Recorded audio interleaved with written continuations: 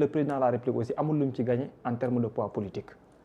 merci beaucoup defe naa toog nañ plus de 35 minutes di ko déglu. yow du ma la déglu nga may raconter des conneries te loo ma wax je le dirai à ton leader et je prends les Sénégalais à témoin parce que yow da nga xamadi. dig ma bàyyi ma wax. waaw da nga xamadi yow par force dig ma bàyyi ma wax. déglu ko rek s'il vous plaît. par force dig ma bàyyi ma wax. incorrect man jarul ngay xëppari di xulli ay bët. man jarul loolu man fii je suis un frileux moi da nga maa xamul moo tax je ne suis pas un frileux man maa ni yéen a organiser seen débat toog nañu 35 minutes muy wax tontuwuma. d'accord daf may déglu. dina la déglu dem wax kay. bismillah. pour leeral. waay dégg naa ko une fois mu ni je ne suis pas un usurpateur d'identité man je me nomme Samba Tall Sarr. loolu ngay wax.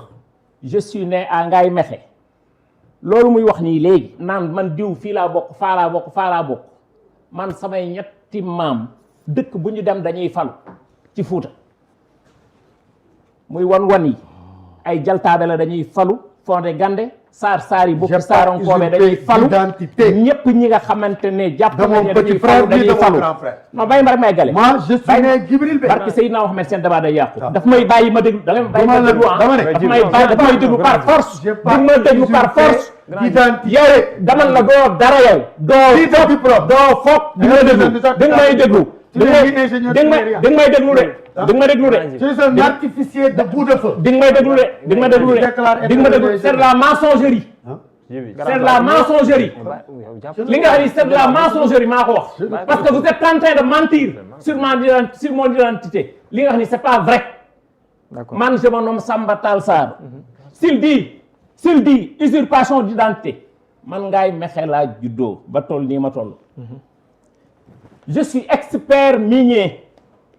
lu tax ma ne je suis expert minier. c'est une usurpation. c'est faux li nga wax du dëgg. tu sors ton diplôme. dama li nga wax du dëgg. je te défie demain. tu sors ton diplôme. d'accord.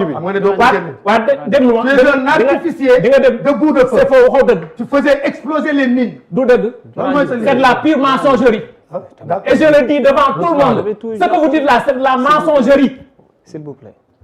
fii wax delloo rek moo fi nekk lamb bi ñu warul mënta lekk moromu làmmiñam fii wax delloo moo fi nekk ndëroo tëb moi je suis pas un frileux moi vous dites que je suis un artificier je ne suis pas un artificier les artificiers on les cherche au génie militaire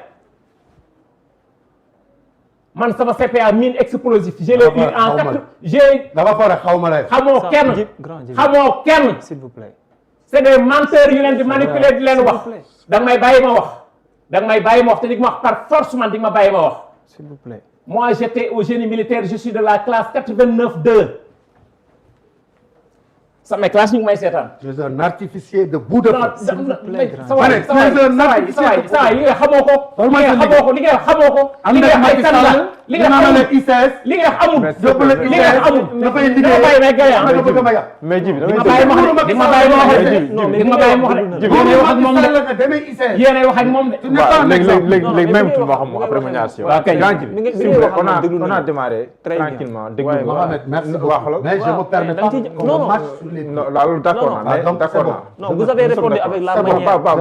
Voilà. c'est bon je vous crois on a bien démarré dañ koy àggali si jàmm rek ok Samba ayo bismillah Sam ñu dem si calme rek inchallah ñu dem si calme rek ñu eggal ñu dem ci lan pour sauver l'émission quoi pour sauver l'émission waaw ñu dem si calme rek inchallah il a fondé des fausses informations moo may leeral askan wi waaw mu ngi leeral si on peut leeral yow dem si calme rek dama ne moi je suis de la classe 89-2 au génie j'étais au génie militaire samay classe xam nañ ma samay anciens xam nañu ma fala amee man sama CPA fala amee man sama CPA mine explosif en 90. J'ai été nommé sapeur mineur en 90.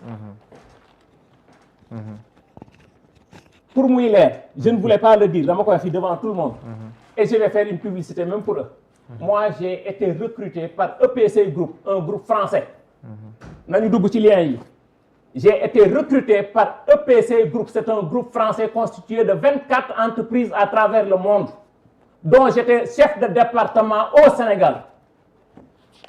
Man Samba Tall Sarr ñu ngi may seetaan. bu fekkee diplôme non du diplôme. yow bu ñu sonnal waaye déglu waaye nit ñi yow waaye bu ñu sonal waaye yow bu ñu sonal waaye yow grand transhumant problème am na xari maa la ko wax tu es le premier et le dernier des transhumants maa ko wax dooma saaga nde buñ dajee fii ginnaaw tamit dara lu ma ko jibi non bu tontu fii bépp ingénieur laa wax bépp ingénieur des mines Sénégal amul ingénieur des mines c'est des ingénieurs géologues d'accord fii ku fi am CPT man ci jële évaluer laa bokk bépp ingénieur laa wax depuis j'ai fait 17 ans à EPC Group 17 ans 2023 laa fa génn rejoindre le ministère bu dee dama jox ay faux diplôme l'administration elle est sérieuse ils n'ont qu'à faire des enquêtes. On a vu de faux médecins. da may déglu rek da may déglu rek Cour des comptes mu ngi fi ñeneen a ngi fi boo ñëwee bay nekk un conseil technique d'un ministre qui a donné des diplômes ils n'ont qu'à chercher ba xam man dama def usurpation de diplôme ou pas loolu moo am solo. D'accord. kay c'est pour wane ni moi je suis transparent je travaille dans une maison de verre jox ko beneen ndox mu naan li muy wax nii yëpp dara amu ci je dis moi je me nomme Samba Tall Sarr tous les diplômes que j'ai déposés au niveau du ministère de l'Énergie, du pétrole et des mines ce sont mes diplômes à moi ça c'est un.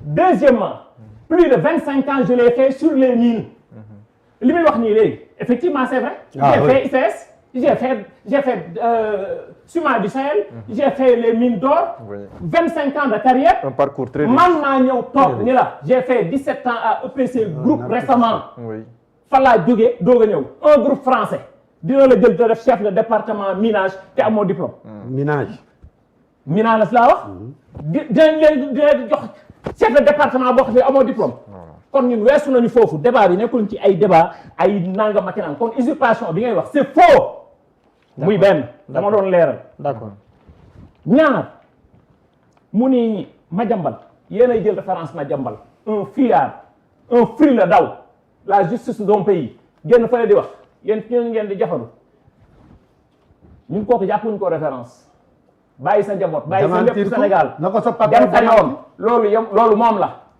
xam nga man da nga ni sànq yaruwoo yow yaa yarul yow yaa yarul xam nga yarul parce que man bi ngay wax dama am courtoisie toog déglu la da ngay am courtoisie dig ma déglu te dinaa wax par force parce que j'ai eu le temps de vous écouter te da nga may déglu bu xamadi day am yow yaa xamadi xanaa xamadi mooy yow kon kooku ñaar la beneen bi ci des mu ni souveraineté loolu la ñuy wax souveraineté xam nga mooy lan la nga moom nga jëlal ko sa bopp gëm sa bopp dëggal sa bopp loolu mooy souveraineté nous ne sommes pas des complexés ku nekk complexé nag yow yaa xam mais ñun en 2 ans 2 mois ce que nous devions faire ak sunu président parti mu nekk premier ministre il a tenu le flambeau en haut défaut de paiement amu fi courant wax dëgg yàlla ko xamat ji amu fi woon def nañ li ñu war a def wàññi nañu courant wàññi nañu lii nga xam ne mooy carburant wàññi nañu je veux dire essence ak gasoil ñun li ñu war a def yëpp def nañu ko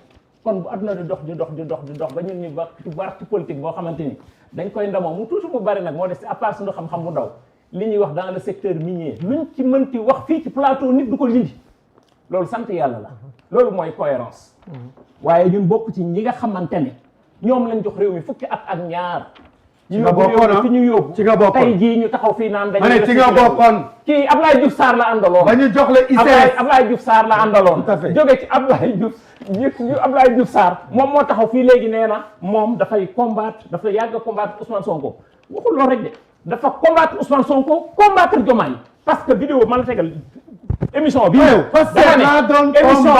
dafa ne Ousmane Sonko ak lépp loo xam dafa bokk ci Pastef war ñoo nekk candidat yow waaw may gale dama ne yow yaa waxoon loolu dama ne yaa ko doon dégg à l'APR c'est faux c'est vrai yow non tontu boo xam ma ne mu ngi woon APR mosuma dégg APR Idi bu bëgg APR yow Idrissa Seck c'est ce qui m'a fait quitter là-bas bu ñu sonn yow léegi jëloon nag comme ni nga rafetlu loolu amul wala sànq ba léegi loolu la yóbbu mais gën Samba yow daa mel ni sa carte nga yor noonu de. lan si carte nga yor de kii mooy def effet lii mooy def effet bi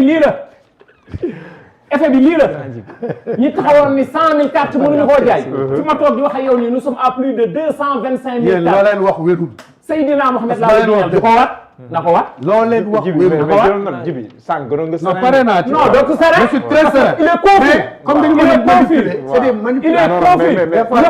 le grand manipulateur c'est vous. yéen ñi nga xamante ni yéen ay transhumé. pare naa ci yéen ñi bokk ci consortium d'intérêt. bu seeni intérêt nekk en jeu ngeen bàyyi lépp li ñu. léegi Sénégalais yi ngeen fiy fekk. léegi nga ne Sénégalais yi ngeen wat ci woon ñu jël leen bëgg leen a raxas. bëgg ñu ko imposer waat. Sénégalais yi ngeen fiy fekk ñoom ñoo leen di wax kii fii quoi qui représente quoi en 2027 et en 2023. carte yi ban effet la def. et en 2029. carte yi ban effet ba la ñuy wax loolu dafa ne sànq damaa wax ci waxu société civile. Oui. dama ni la man maa wax li ma wax dama ne société civile. cim réew. jaadu na société civile yi ñuy nommé. société civile yi ñuy nommé loolu fu moom. société civile yi jot ay fonds amuñu droit laaj ne fan lañ jëlee seen i fonds presse bi muy wax sànq ñoo xam mënuñu am quitus fiscal ñu leen jox aide à la presse kenn leen jox tous son excellence Bassirou Diomaye moo ni la jubanti c'est un plat très amer amer bu xat du ma moo ko xoon xat kay waaw du ma moo ko xoon ñun foofu lañ nekk ñun jóguñu fa de ñun wiiri njegandaare taxaw ñun bokkuñu ci ñi nga xamante ne dañ ni peuple bi dañ leen gëmloo dañ leen gëmloo li nga xamante ne tey jii moom mooy vrai changement ba pare wëlbatiku nekk dans la continuité ñin jël yoonu continuité nañ jël seen yoonu continuité loolu moom mooy dëgg bu fekkee ne nag mbir dafa am ñu taxaw ni mu tuuti mu bari en 2 ans bi ñëwee déficit budgétaire bi fu ñu tolloon du 12% nangu nañu ANSD génn na ko maintenant nous sommes à 6%. réew moom nga ni kenn premier ministre ba fa nekk chef du gouvernement bi deful dara ci réew ma en 2 ans nous avons repris waxuma la ay négocier ay 20% 50% de nous avons repris notre pétrole sur le bloc de Teranga Yaakaar nous avons repris SAS nous avons repris West Africa Énergie am na loolu li ma lay wax nii am na loolu c'est des mensonges amul. mais Jibi il faut pas manipuler les xam nga yow kii dàq fen yow dis pas la vérité yow yaay fen non Jibi non c'est le grand menteur c'est toi li nga wax yëpp dara am le grand menteur c'est vous uniquement pour bëgg poste lii jaru ko bloc pétrole grand lii poste jaru ko defal ndànk lii poste jaru ko defal ndànk yow la loolu tiital bin xoolal su ma tiitaloon je suis un fonctionnaire de la hiérarchie dama ne la yéen a gën a nekk njublang ñëpp ba avec yow yaa ngi nekk njublang ñëpp yow ku la gis ni ngay waxe nii sax yow tu n'es pas à l'aise soo amoon tu n'es pas à l'aise tu n'es pas à l'aise un quart de culture non dama ni tu n'es pas à l'aise sa débat yow xam nga li gën a am solo nit da nga am looy rus am looy jom am looy ragal mais vous devez raser les murs yow war nga rus sax ci sa taxaw Sénégal yi di la seetaan ñu naan kii Djibril Bey la yow war ngaa rus loolu yow tey jii nga ne tey yaa ngi ci coalition ñamu Mbambe. mais j'ai pas usurpé mon identité. mais fii usurpation amu fi man nee naa la xoolal bu fekkee ne usurpation. non loolu leeral nga ko leeral. je dis da cee ñëwaat. j'ai travaillé pour l'administration du Sénégal pendant 18 mois on est d'accord. bu fekkee ni man dama usurpé ou le usurpé woon. j'ai pas pris le nom de j'ai pas pris l'identité de mon petit frère. les corps de contrôle. kii oui ma non bàyyi ko mu wax ko. j'ai pas pris l'identité de mon petit frère. de mon petit de man laa wax waaw loolu nga wax. waaw loolu la man j'ai un seul frère. man j'ai un seul frère unique. yow sax tu es faux. non doo déggoo ma de. yow da nga usurpé ba tu es faux.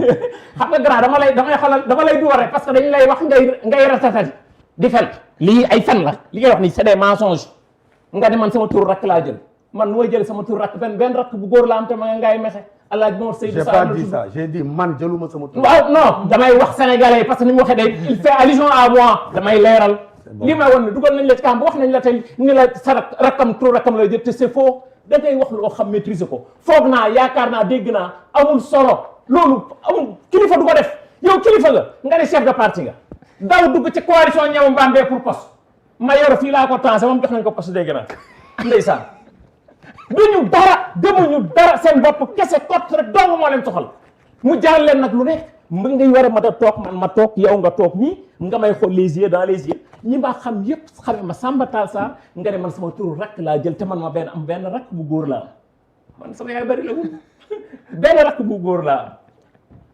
kon ana sama turu rakk bi ma jël kooku pour leeral la woon dama indi précision beneen bi ci des di wax ni man awma problème xam nga boo taxawee ni j'ai combattu Ousmane Sonko da nga ci teg ni ma combattre Ousmane Sonko noonu laa combattre Bassirou Diomaye Diakhar Faye parce que man maa ni parti bii ci émission bi mu def ak yow la ko dañ leen war a tas te képp ku ci bokk waroo nekk candidat tey jii yow mi waxoon loolu yaa ngi dem topp tey ci ginnaaw Bassirou Diomaye Diakhar Faye mi ne day créer parti yow ñëw nga ciy député yi ànduñu ak yow dem nga ci coordonnateur départementaux yi ànduñoo ak yow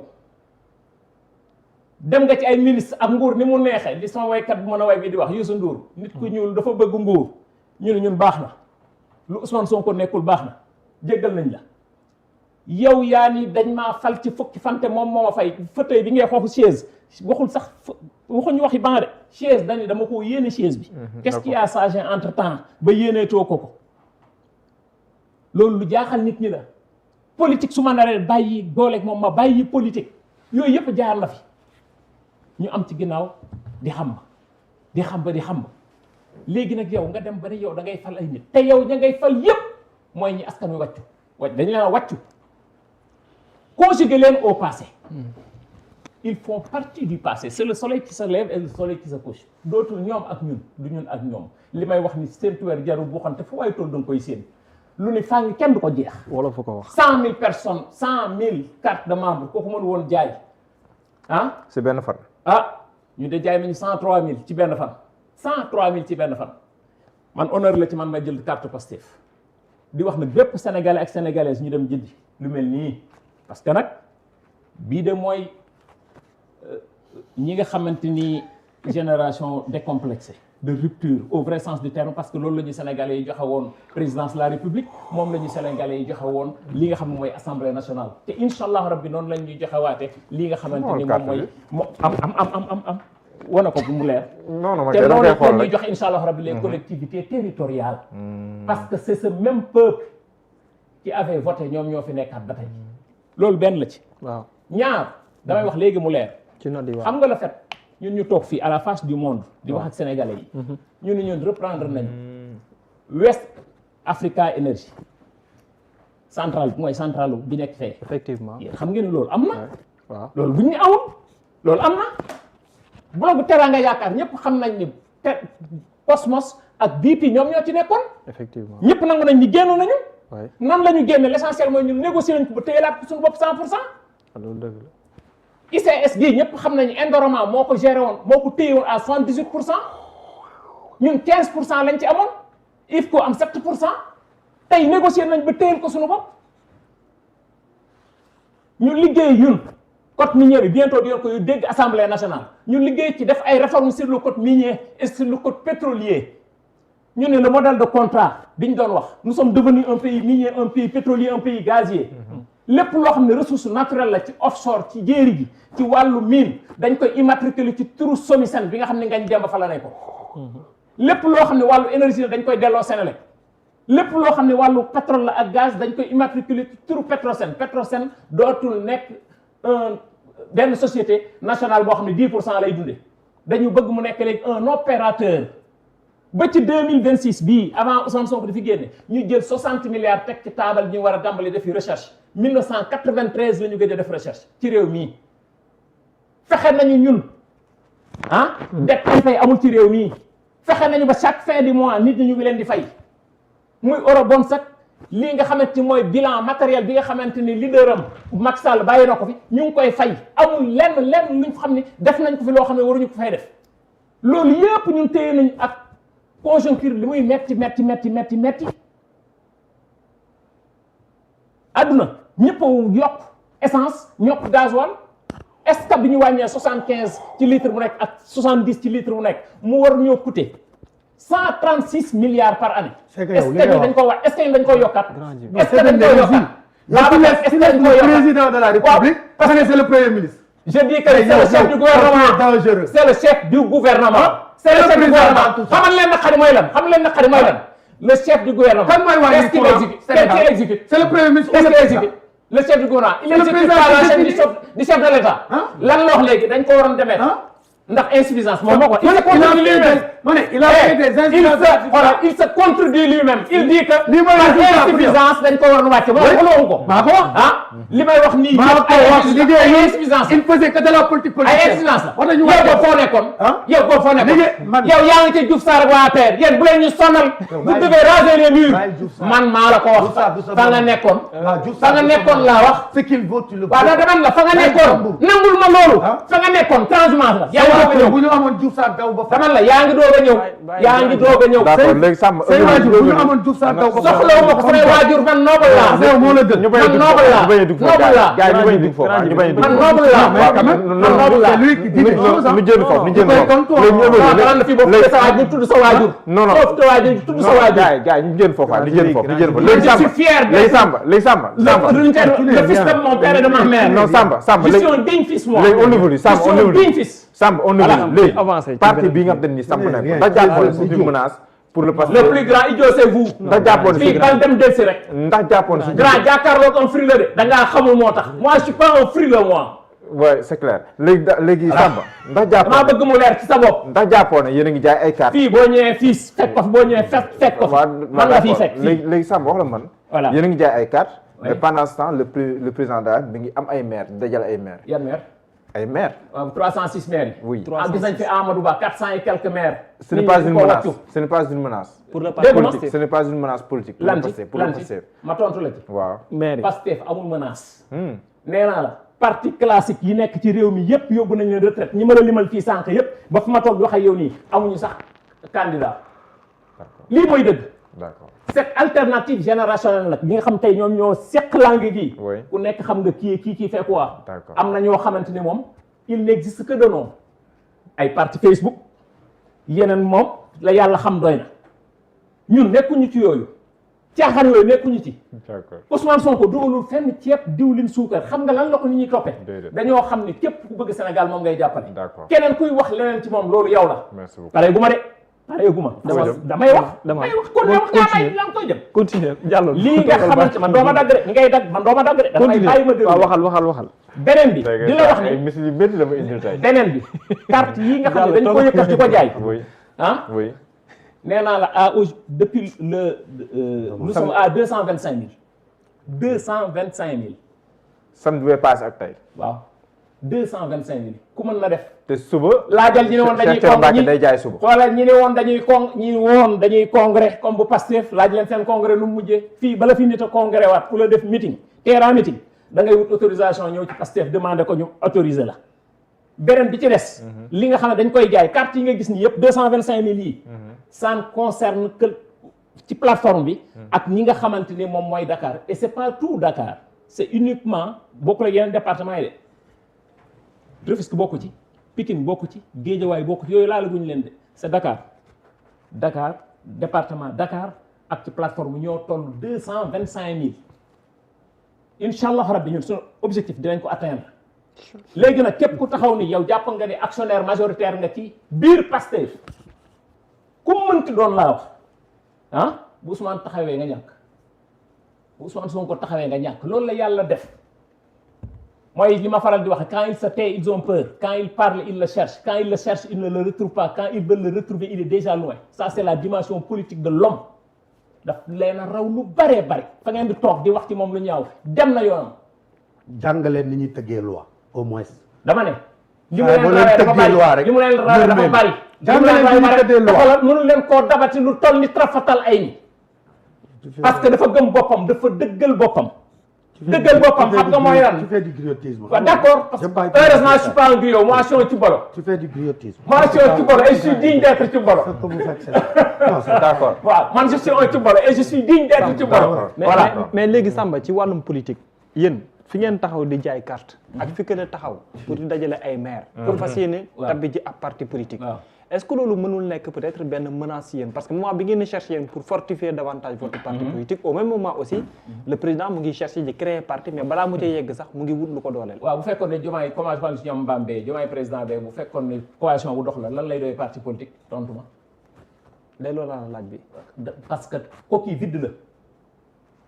vide la man maa wax ni en me parlant de maire man maa la jox léegi chiffre bi nee nañ am nañ 306 maires. waaw du loolu la ñu wax. keroog ñoo ñëw fa nekk. Amadou Ba mu ngi woon ci 400 et quelque te dañ koo gagné ñun loolu tiitaluñu fii ku nekk xam nga kii qui pèse quoi. dama lay jël exemple di la ko jox man ngaay gaxe géem a jóge Magatte Wade mooy le coordonnateur de Diomaye président du département de Tivaouane du noonu. du département de Tivaouane c'est le coordonnateur. 27 bureaux de vote moo am ngaay mexe il perd tous les 27 bureaux de vote. si le ci US. dama ni la ak présidentiel ñu nekkuñ ci yooyu. présidentiel bi dama ni la 27 bureaux de vote il perd tous les 27 bureaux de vote ci télé laay wax ñu ngi may seetaan waa ngaay may seetaan. d'accord ñun yooyu tiitaluñu. kooku mu ngi Diomaye jël ay ma nga Diomaye président te xoolal kooku amul lu mu yokkul Diomaye ci élection présidentielle yi nga xam ne dañ koo génn ay ñoom Faly Seck di nekk fële. Ross Béthio. mais ñii amul lu ñu candidat célibataire maanaam amul wax bu ñaaw bu ñu ko waxul tey ñoo ñëw tey di am ay nomination je dis bien des nominations. cela veut dire que ni ñooñu seen pexe démb bu juwoon. foofu laay waxee ni kon Diomaye du nekk sax chef de quartier. d'accord merci beaucoup Samba. kon Diomaye dafa war a le président son excellence dafa war a xool bu baax a baax ñi nga xamante ni ñii gàmm ak ñii réew ak ñii raas yi déem. d'accord xam nga ñii bu ñu mënoon leen seen bopp dara wallahi azim. jërëjëf Macky Sall du fi jóg. jërëjëf dama la Macky Sall du fi jóg beneen bi ci des ñun dañuy wax dafa leer. affaire caisse noire yi ñuy wax nii. ñun dañ koy encadré. ngeen lekk 1 dañ milliard koy encadré. waaye ngeen lekk 1 dañ koy milliard encadré xam nga man bu ma wax ak kuy diffamé. 2 ans ñoo xam dañuy diffamé. ma ne wax ay tappalekat ay magi tappalekat xam nga taxaw naan ay damaa yaroo. kon moo ne jot naa bi gën a daal ci àdduna mooy xoolal ki li gën a ci àdduna mooy un intellectuel malhonnête. quand même. fii de 1960 à nos jours amul xam-xam buñ fi gisul. amul leader buñ fi gisul mais xam nga lan moo fi nekkoon ay tappalekat yooyu moom moo tax réew mi plombé fi ñu toll tey jii. après nga koy doog fii wax rek moom moo fi am ak delloo. d'accord. fii xoolal pour ñun le faux n'existe pas chez nous. Le faux n'existe pas chez nous. te la diffamation xoolal ndeysaan. moo ko la ñuy gën di tensé Ousmane Sonko di ko jéem a tilimal sunu borom di ko gën a yëkkati. loolu yàlla moo ko def. jërëjëf ku ko bañ dee. Babou dama la bira. ku ko bañ dee. dama la bira. xool ni nga mel di kët xët yi lu ko fi jar ndax poste boo bëgg. dama la bira nañ leen jox lépp jël leen lépp.